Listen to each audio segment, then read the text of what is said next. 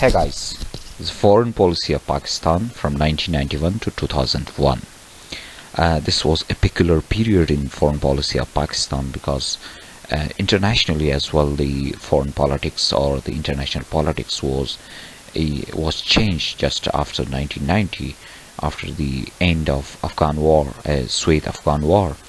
USSR was disintegrated, and the world, which was bipolar from 1945 to 1990, was transformed to unipolar world, being the USA only the superpower in the world. Just before 1991, just 2 years before that, in 1989, Pakistan had rejoined Commonwealth, which Pakistan had exited or left in 1979. Now, guys, we know that in 1990 the US aid to Pakistan was also stopped, and for 5 years that was stopped. This whole year in the 1995 the aid was restored to Pakistan, and later on in 1998, because of atomic explosions by Pakistan, Pakistan had to face atomic sanctions, and the Kargil fiasco also happened in this period. So let's see a brief overview of this period. The first is the disintegration of USSR, one of the most important event of 20th century. In 1991, USSR was disintegrated into 16 different states, and Russia being the largest one, and remaining other Tajikistan, Turkmenistan, Kyrgyzstan, etc. Guys, when USSR was disintegrated, Pakistan established cordial relations with these emerging new Central Asian countries. Most of them were Muslim countries, so Pakistan was having the religious links with those countries as well. And in 1990, we know that US aid to Pakistan was suspended through Pressler Amendment. So from 1990 to 1995, Pakistan didn't receive any aid from USA. But on 21st September 1995, through Brown Amendment, aid to Pakistan was restored. So Pakistan received $368 million from USA. However, this aid was exempted to certain items. It means certain items were put on negative list, like Cobra helicopters, P3C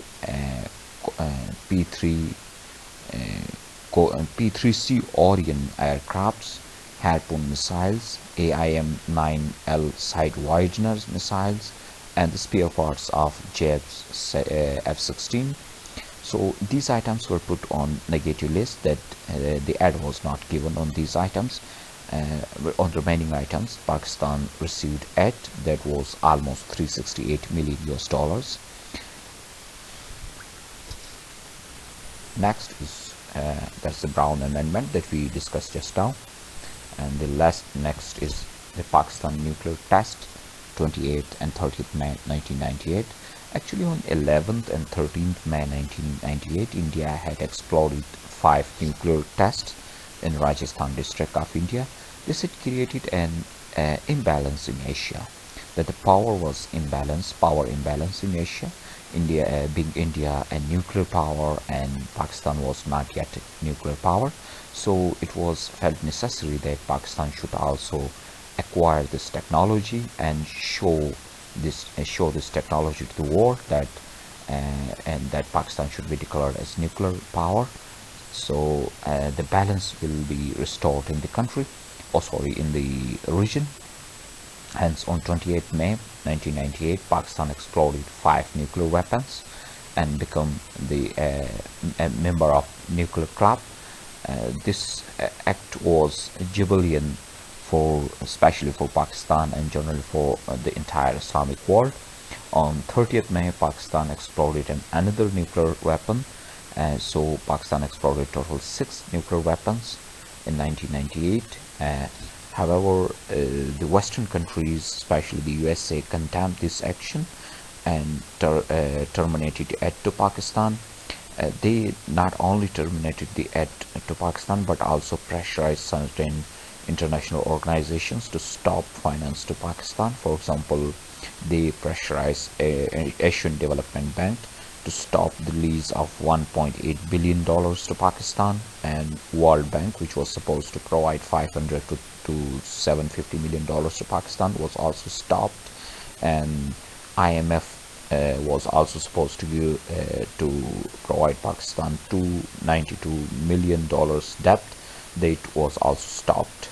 So Pakistan had to face a huge a severe economic crisis because of the suspension of aids and loans to Pakistan. Moreover, the defense licenses were also stopped to Pakistan. And then the Kargil War. In May, June of 1999, the Kashmiri Mujahideen guerrilla stopped the cut the route between Srinagar and Kargil, because Kargil is a small mountainous region in Kashmir that is situated almost 220 kilometers northeast of Srinagar. And on the Kargil hills, Mujahideen had cut the route between the Kargil Valley and Srinagar. This had, you can say that this act had blocked the supply of Indian Army from Srinagar to Kargil, which was a security threat to India, and Pakistan India claimed that this act was done by Pakistan Army, and they blame on Pak Army. And however, this fiasco came to an end in July 1999 when an agreement was signed between Nawaz Sharif and Clinton. That's called Nawaz-Clinton Agreement. And then later on to October 1999, General Pervez Musharraf dismissed Nawaz Sharif, and the democratic government in Pakistan came to an end, and the fourth martial law was started. However, this system of government was not called martial law. This was some sort of civil military partnership. However, this was by nature, this was martial law. Ostensibly it was not called martial law, but it was actually the martial law. And the Western democracies also condemned this action. USA also condemned this action at the beginning. However, on 17th October, they established or they welcomed General Pervez Musharraf.